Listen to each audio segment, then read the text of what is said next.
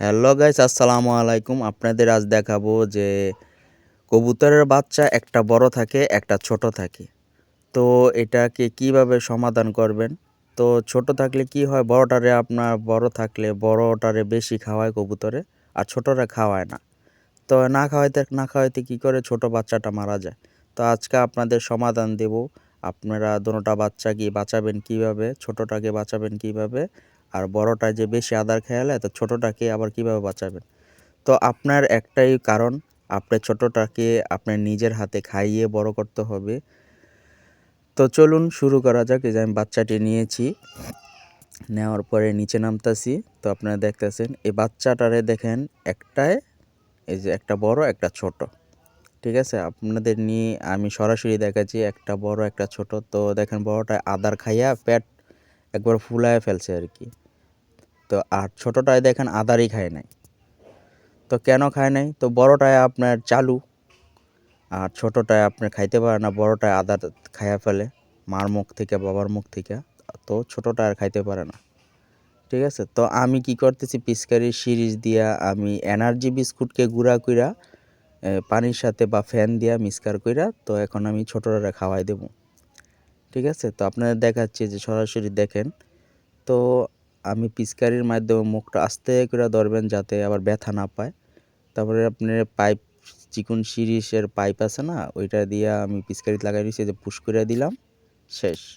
তো ওর কী হলো, পেটটা পড়ে গেল, তাই না? তো আপনার বাচ্চারা যদি না খায়া থাকে, তো বড়টারা খাওয়ায়, ছোটরা খাওয়ায় না, তো আপনার বাচ্চাটা কি বাঁচবো? বাঁচবো না, মারা যাবো। তো কিছু কিছু জিনিস নিজের হাতেও করতে হয়।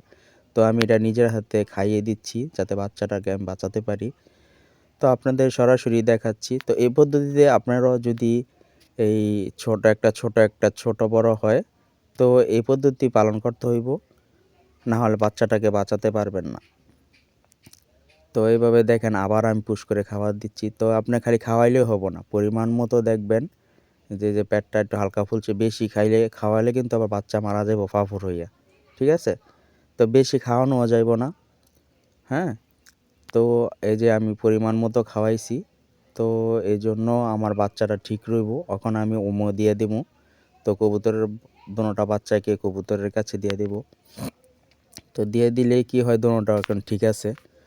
তো আবার এমন একটা পদ্ধতি করতে পারেন, একটু যদি আপনার সময় থাকে, তো বড়টারে আরেক খোপের মধ্যে সরাই থুইবেন, তো ছোটটারে দিয়ে রাখবেন, তো আদার এইভাবে হালকা পাতলা খাওয়াবে। তো আমি যেভাবে পদ্ধতি দিয়েছি এটাই নিয়ম। তো আপনি সবসময় চেক রাখবেন যে বাচ্চা একটারে খাওয়াইছে, একটারে খাওয়ায় নাই। তো চেকের মাধ্যমে থাকলে কি হয়, বাচ্চা দোনোটাই আবার বাঁচে।